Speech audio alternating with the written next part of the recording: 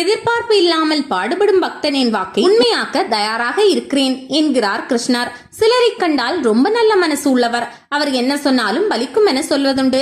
நல்ல மனம் பெற்றவரே இப்படி என்றால் எப்போதும் கடவுளையே சிந்திக்கும் அடியவர்களின் சொல்லை காப்பாற்ற கடவுள் தயாராக இருக்கிறார் என்பதை சொல்லவும் வேண்டுமா?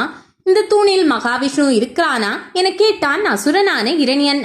அதற்கு அவன் மகனான பிரகலாதன் ஆம் இருக்கிறார் என்றான். அவனுக்காக அரண்மனையில் உள்ள அனைத்து தூண்களிலும் நரசிம்மராக காத்திருந்தார் மகாவிஷ்ணு.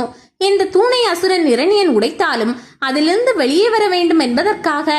அதுபோல ஆழ்வார்கள் நாயன்மார்கள் சொன்ன வாக்கை கடவுள் நிறைவேற்றினார் என்பதுதான் சனாதன தர்மத்தின் வரலாறு. ஒருமுறை கீழ்த்திருப்பதியில் சீடர்களுக்கு திருமாலின் பெருமைகளை விவரித்தபடி இருந்தார் மகான் ராமானுஜர். அது கோடைக்காலம். சீடர்களின் கவனத்தை சிதறடிப்பது போல மோர் வேணுமா மோர் என கூவியபடி வந்தார் ஒரு மூதாட்டி. சீடர்களுடன் ராமானுஜர் இருப்பதை கண்டது இவர்கள் மோர் வாங்கினால் அலையாமல் இன்றைய வேலை முடியுமே என கருதினார். ராமானுஜரின் முகத்தை பார்த்தனர் சீடர்கள். மோர் விற்கும் மூதாட்டியை அழைத்து அனைவருக்கும் மோர் கொடுக்க சொன்னார் ராமானுஜர்.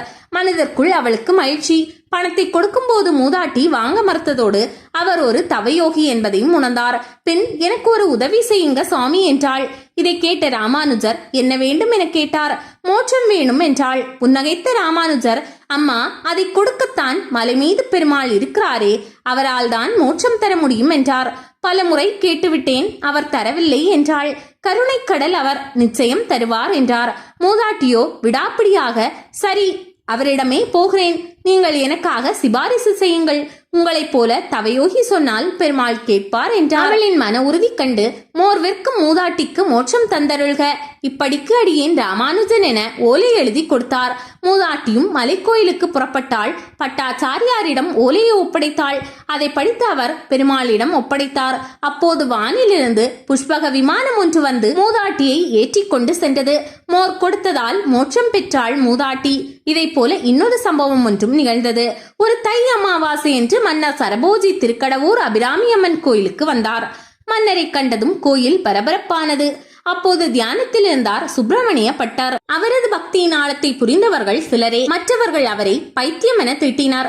மன்னர் சன்னதிக்குள் நுழைந்த போது பட்டர் மட்டுமே எழுந்திருக்கவில்லை. சுற்றி இருப்பவர்கள் சும்மா இருப்பார்களா என்ன?